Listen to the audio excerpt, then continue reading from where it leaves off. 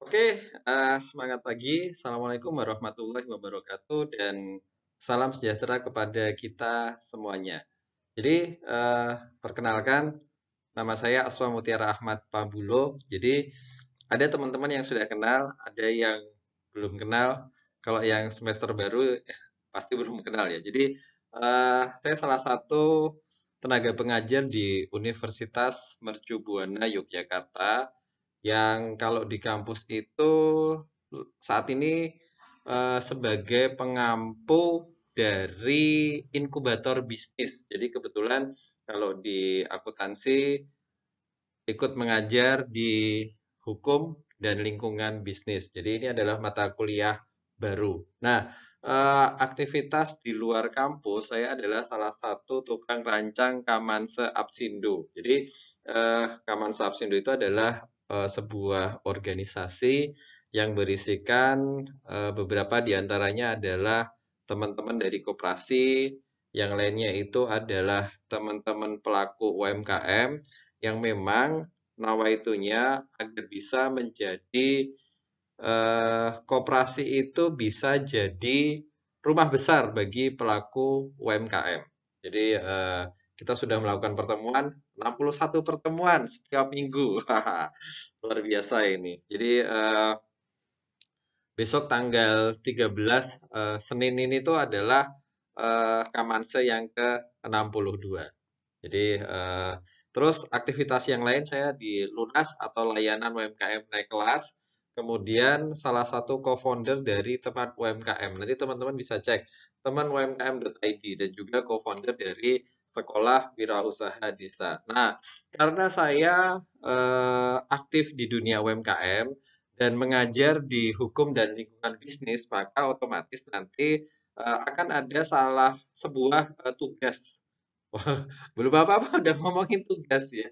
Kuliah belum mulai udah ngomongin tugas, tapi nanti kita enjoy aja sih. Jadi intinya salah satunya adalah bagaimana sih agar fungsi dan peran mahasiswa sebagai konektor itu tuh bisa membantu pelaku UMKM yang ada di sekitar kita. Jadi bocorannya lebih baik pahit di depan ya daripada pahit di belakang. Jadi intinya nanti ada tugas membuat NIB. Ini udah saya buka di awal ya. Jadi NIB adalah nomor induk berusaha. Nah, apa sih hubungannya NIB sama hukum dan lingkungan bisnis? Nanti akan berlanjut. Oke, begitu sebagai pengenalan. Nah, setelah kita kenalan, jadi mata kuliah. Jadi, oh sorry sorry. Sebelum mata kuliah kita ngomongin tentang 14 pertemuan ke depan ya. Jadi kuliah otomatis kita bagi eh, di konsep e-learning ini, e-learning proses ada beberapa sesi. Jadi yang pertama itu adalah materi. Materi nanti ada dua, satu PowerPoint, yang satu itu file MS Word. Dua-duanya ini akan sangat bertolak belakang, tapi nanti di ujian akan jadi satu. Jadi untuk PowerPoint ya PowerPoint yang saat inilah. Jadi PowerPoint biasanya sih saya pakai paparan yang dibuat video itu sebagai paparan PowerPoint. Nah, nanti ada juga forum. Jadi kemudian ada juga tugas dan juga ada video-video yang ini sih nggak usah di itu. Jadi eh, buat forum dan tugas. Nah, forum akan di apa ya ditutup itu 3 hari setelah. Jadi forum itu ya sebagai bukti absen lah. Jadi kalau nggak ikut forum, nggak ikut menjawab ya nggak dapat absen. Terus kalau tentang tugas itu juga sama, tapi ya nanti kita tugas sama sih 3 hari. Jadi tapi bedanya kalau forum itu boleh kita ketik. Jadi boleh copy paste edit itu boleh. Nah untuk tugas wajib tulis tangan ya. Nanti tugasnya ditulis tangan, difoto, baru dikumpulin. Nah, kalau video ya penyimak ini. Jadi intinya kalau pasti nyimak video, pasti nanti akan bisa mengerjakan forum sama tugasnya. Nah, untuk penilaian, jadi absensi itu kita cuma 10%, walaupun sekarang ada metode penilaian terbaru, cuma dinilai kita 10% aja lah.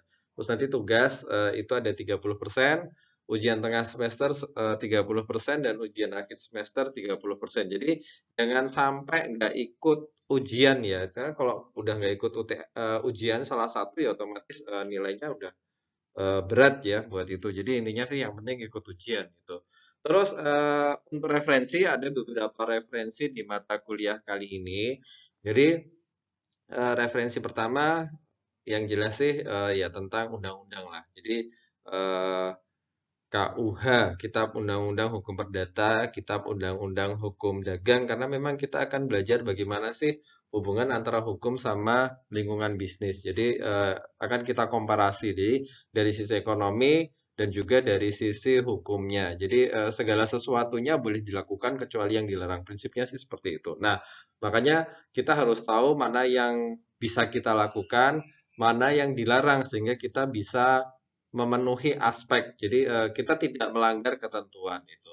Jadi itu yang pertama. Jadi ya belajar tentang kitab undang-undang hukum. Nah, termasuk yang terbaru ya undang-undang apa namanya Omnibus Law, Undang-Undang Cipta Kerja dan juga beberapa peraturan pemerintah yang mengikutinya. Yang pertama referensi itu hukum bisnis Indonesia. Jadi ada karangan Pak Waldi Nopriansyah, kemudian aplikasi akad-akad syariah. Boleh sebenarnya akad-akad biasa juga sama, cuma saya memang tambah syariah daripada kita belajar dua kali, saya lebih fokus ke satu kali aja. Terus nanti bisnis e-commerce, karena sekarang sudah di dunia digital ya, jadi studi keamanan dan hukum di Indonesia.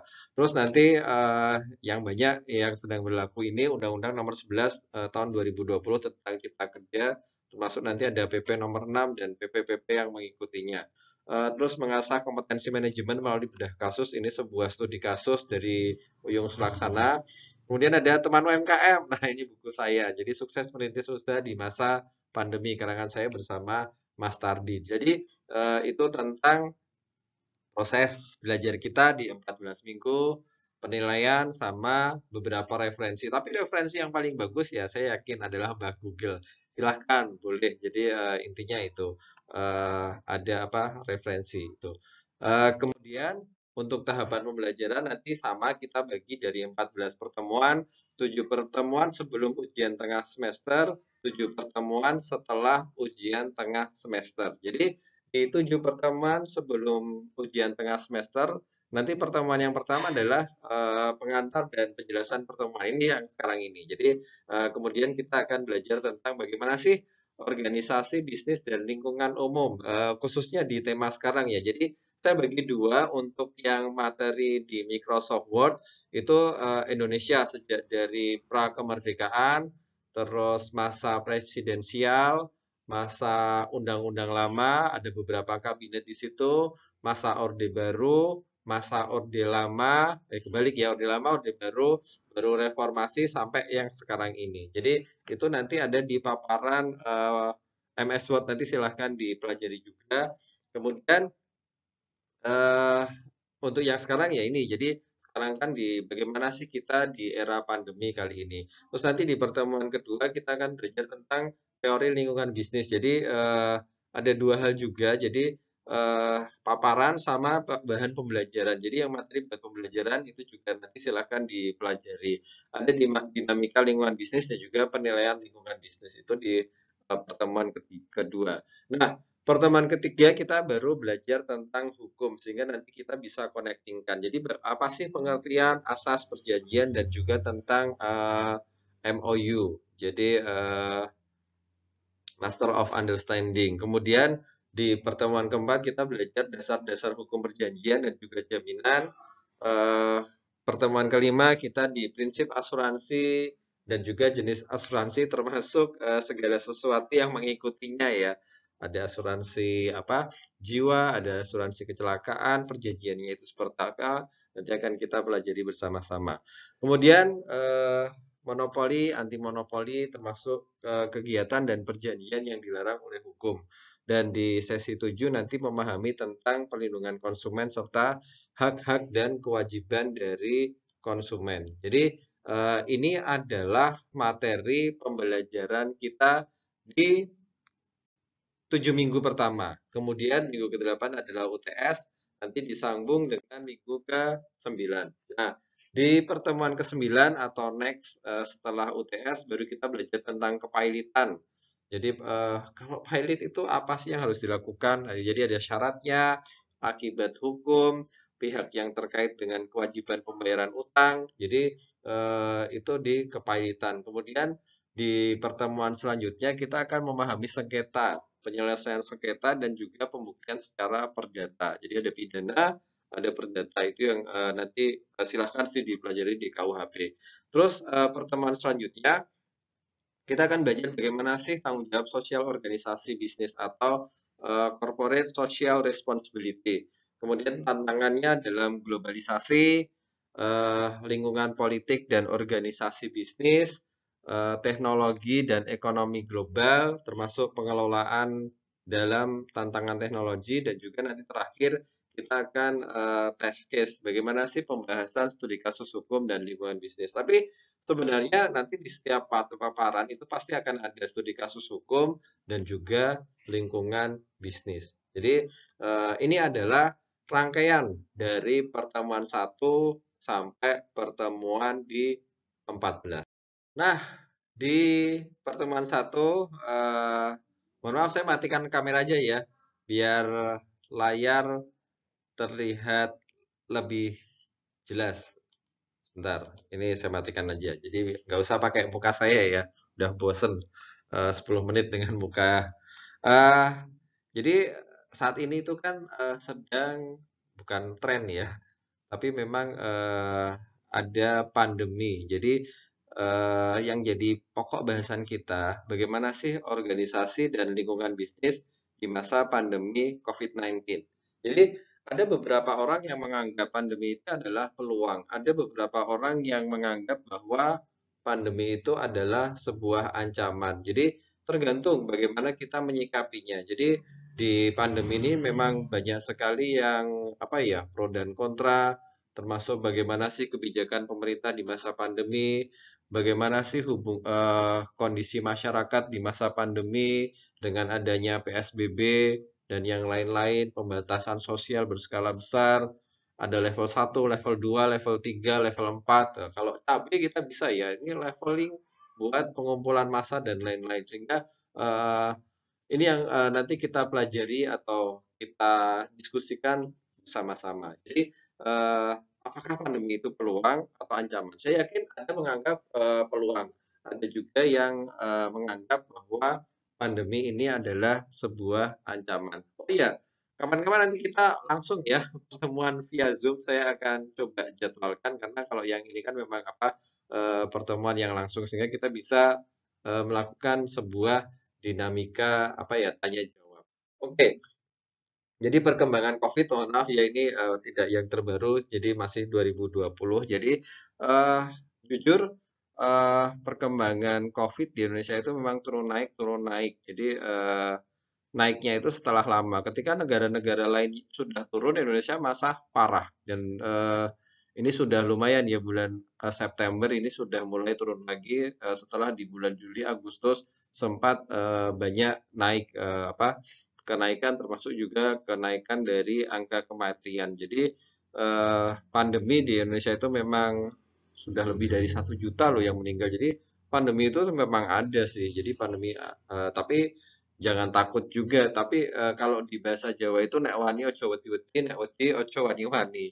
Kalau yang bukan orang luar Jawa nanti silahkan ya translate artinya itu apa. Jadi eh, di pandemi ini memang apa ya kita dituntut banyak hati-hati, harus 3M, ada yang 5M. Teman-teman kesenian itu memakai bahasanya itu Mas Ngawi. Jadi Mas Ngawi itu singkatan dari maskeran, ngadoh, wije. Itu teman-teman seniman. Tapi kalau kita sih biasanya pakainya 3M ya. Jadi yang jelas pakai masker sih, mencuci tangan sama eh, menjauh. Jadi apa menjaga jarak gitu. Terus ada menghindari kerumunan. Kalau jadi ditambah 5M. Jadi banyak banyak sekali lah istilah-istilah di apa di pandemi kali ini. Terus bagaimana sih dampak dari perekonomian? Ya jelas dampaknya ekonomi Indonesia itu turun ya. Jadi khususnya Jogja ya. Jogja itu kan dia kota pendidikan ya. Jadi ketika di Jogja, Jogja itu ya sumbernya kalau nggak dari pariwisata, pendidikan, dan juga dari kebudayaan. Jadi itu adalah 3 pilar yang ada di Jogja. Ketika pariwisata sepi ya sudah otomatis semuanya sepi. Ketika kos-kosan sepi ya sudah semuanya sepi. Jadi dampaknya ya perekonomian itu kacau. Untuk UMKM ketika saya aktif di situ jadi ada 98 itu ya memang dari sisi ekonominya itu turun. Sekitar 1,5% dia malah naik. Ya sisanya ada yang stabil sih. Tapi lebih dari 90% ekonomi itu turun. Jadi pertumbuhan ekonomi defisit minus 5,32. Ini nasional. Jogja itu 4, berapa? Kalau saya memang mempelajari di Jogja. Jadi ini anunya datanya yang ada. Jadi memang kita minus ya. Mohon maaf tadi saya salah pencet malah jadi mouse ini. Eh, kita lanjutkan ya, teman-teman. Jadi dari perusahaan yang melakukan apa perubahan jumlah pegawai. Jadi di sini ada 35,56% itu perusahaan memilih untuk mengurangi jumlah pegawai yang bekerja. Ada 62% perusahaan yang memilih untuk tidak mengurangi atau menambahkan jumlah pegawai yang bekerja. Nah, ada 2,15% itu perusahaan memilih untuk menambahkan jumlah pegawai yang bekerja. Jadi ada beberapa perbedaan ya. Jadi terus dari sisi prosentasenya, jadi industri pengolahan itu dia mengurangi pegawai di tengah pandemi. Jadi ada 52. Terus dari sisi konstruksi ada 51,37%. Dari sisi akomodasi dan makanan makan minum ada 50,52%, dari sisi air dan pengolahan sampah 18%, jasa keuangan 18%, listrik dan gas 15,30%. Jadi ini yang dikurangi. Kemudian kalau kita bagi antara bagaimana sih usaha mikro kecil sama usaha mikro menengah, jadi pengurangan jumlah pegawai relatif lebih banyak terjadi pada usaha menengah dan besar. Ada 46,64%. Oke, kita lanjutkan di next slide. Jadi, sektor mana sih yang terdampak dari COVID-19? Jadi dari COVID-19 sampai salah ya ini.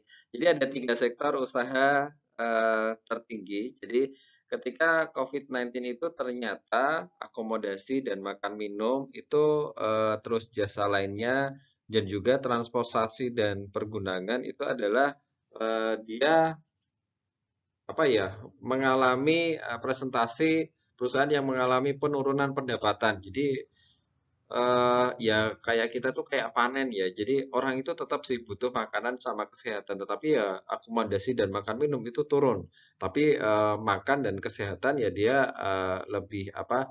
Lebih bisa stabil ya, karena memang setiap orang kan dia butuh pangan. Nah, 3 sektor terendah itu air dan pengelolaan sampah itu sampai 68%, listrik dan gas itu 67%, real estate itu 59%. Luar biasa ya. Terus eh, presentasi perusahaan yang menurut perubahan pendapatan itu jadi secara umum 8 dari setiap 10 perusahaan itu mengalami penurunan perusahaan. Banyak sekali ya, teman-teman. Nah, dari persentasenya tadi, jadi ketika kita perbandingkan antara presentasi perusahaan antara usaha mikro kecil dan usaha mikro besar yang mengalami penurunan pendapatan, usaha mikro kecil itu lebih banyak, jadi 82,29% usaha mikro besar dan 84,20% usaha mikro kecil mengalami penurunan pendapatan. Oke, kita lanjutkan. Nah, eh, jadi kalau tadi penurunan pendapatan itu kemana aja sih? Jadi ada beberapa daerah. Jadi prosentase perusahaan yang mengalami penurunan pendapatan menurut provinsi. Jadi Banten, ya, ini kita di Jawa saja. Banten itu 86,91, DKI Jakarta 86,55, Daerah Istimewa Yogyakarta besar 89, Bali 92. Kenapa DIY sama Bali tertinggi? Ya itu tadi. Mereka based on tourism. Jadi ketika based on tourism, ya mereka mengandalkan orang. Ketika nggak ada orang yang datang, ya gimana ekonomi mau bergerak? Makanya tourism itu ya untuk khususnya Jogja ya. Jogja itu memang sangat mengandalkan. Banten sama DKI mereka karena jumlah orang, tetapi kan apa ya, based on-nya itu mereka dari corporate atau sebuah perusahaan yang memang mereka bisa tapi tetap menyesuaikan. Tetapi kalau sampai di DIY, Bali, itu memang sangat bergantung dari sisi pariwisata. Oke, kita lanjutkan di next slide. Jadi ada prosentase perusahaan yang melakukan pemasaran via online menurut wilayah. Nah, teman-teman, jadi sebagian besar perusahaan yang melakukan pemasaran via online itu menurut wilayahnya. Jadi di kota, jadi ada tiga, tiga parameter yang dibuat dari survei yang dilakukan oleh Kompas. Jadi warna kuning ini adalah tidak melakukan pemasaran via online. Warna hijau tua dia sudah melakukan sebelum pandemi, dan abu-abu itu adalah baru melakukan saat pandemi. Jadi di kota perusahaan yang melakukan pemasaran via online menurut wilayah itu 35% dia tidak melakukan pemasaran via online. Kemudian sudah melakukan sebelum pandemi itu ada 57,46%. Nah, sisanya itu baru melakukan itu di saat pandemi. Jadi dari 100% baru 7,12 mereka baru melakukan pemasaran ketika pandemi. Nah, hal yang berbeda dilakukan di desa, sorry di kabupaten ya. Jadi di kabupaten itu lebih banyak yang tidak melakukan. Terus 43,7% itu sudah melakukan sebelum pandemi pemasaran online. Nah, 5,19% baru melakukan pemasaran online itu setelah pandemi. Jadi memang pandemi itu ya menambah ya. Jadi orang yang sebelumnya tidak terlalu pandai untuk di digital otomatis diangkat ya, termasuk ya kita semua sih.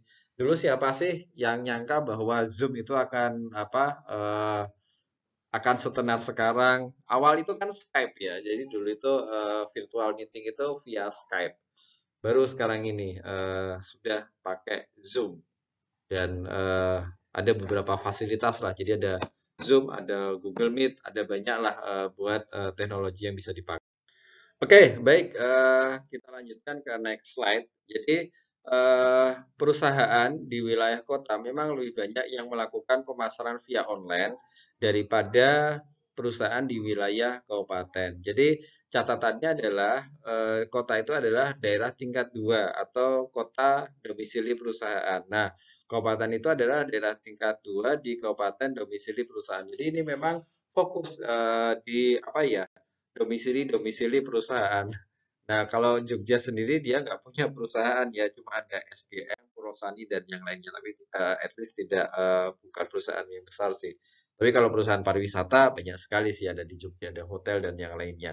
Nah, presentasi perusahaan yang menggunakan internet dan teknologi informasi untuk pemasaran via online. Jadi 47,75% itu sejak sebelum COVID-19 sampai sekarang dia sudah mempergunakan. Jadi ada yang sebelum COVID-19 sampai sekarang, ada yang tidak menggunakan, ada yang baru memulai pada saat COVID-19. Tapi jadi secara umum itu ada 47,75% perusahaan telah menggunakan internet untuk pemasaran via online sejak sebelum pandemi. Jadi mereka memang sudah itu tinggal membiasakan aja. Nah, sementara itu sekitar 5,76% perusahaan baru menggunakan internet dan teknologi informasi untuk pemasaran pada saat pandemi. Jadi ini yang menjadi yang membedakan, dan masih ada 46,5% yang tidak menggunakan. Nah, ini yang jadi pasar ya. Jadi dengan adanya PSBB dan yang lainnya, maka ini adalah sebuah pasar bagi kita bagaimana sih agar mereka bisa mempergunakan internet. Nah, untuk pemasaran sendiri, jadi penggunaan internet dan teknologi informasi untuk perasaan. Jadi sekarang saat ini ada 4 dari setiap 5 pelaku usaha yang menggunakan internet dan teknologi informasi untuk pemasaran via online mengaku bahwa cara online ini berpengaruh dalam penjualan produk mereka. Jadi ya otomatis lah ketika ada PSBB ya otomatis ya wajib online lah, kita nggak bisa. Makanya ketika pandemi ini perusahaan apa namanya pengiriman ekspedisi salah satu yang besar. Jadi segala sesuatunya bisa dilakukan secara online. Tetapi ekspedisi dia harus dilakukan secara offline. Jadi kolaborasi antara ekspedisi dan yang lainnya inilah yang memang bisa kita jaga. Jadi kalau kita butuh sesuatu, kita bisa tinggal pakai aplikasi kita. Kirim gambar, kirim foto, kirim uang, tapi kirim barang ya nggak bisa. Nah, inilah yang memang apa harus kita optimalkan ekspedisi. Nah, perusahaan yang baru mulai menggunakan internet dan teknologi informasi pada saat COVID-19 itu untuk pemasaran paling banyak dilakukan di beberapa sektor. Jadi ada industri pengolahan itu dia 7,90, perdagangan dan reparasi kendaraan 7,30, jasa pendidikan 19,40, terus akomodasi dan makan minum 7,10. Jadi catatannya adalah presentasi pelaku usaha yang baru melakukan pemasaran via online saat pandemi pada sektor usaha yang lain itu berkisar antara 1,12% sampai 5,4%. Jadi memang dan online-nya itu sederhana ya, mereka masih Google My Business, optimalisasi sosial media, dan yang lainnya. Oke, ini ternyata sudah habis. Jadi paparan pertemuan kita nanti akan ada forum dan juga tugas. Jadi ini adalah video. Mungkin itu teman-teman, kurang lebihnya mohon maaf. Bila taufik wal hidayah. Assalamualaikum warahmatullahi wabarakatuh.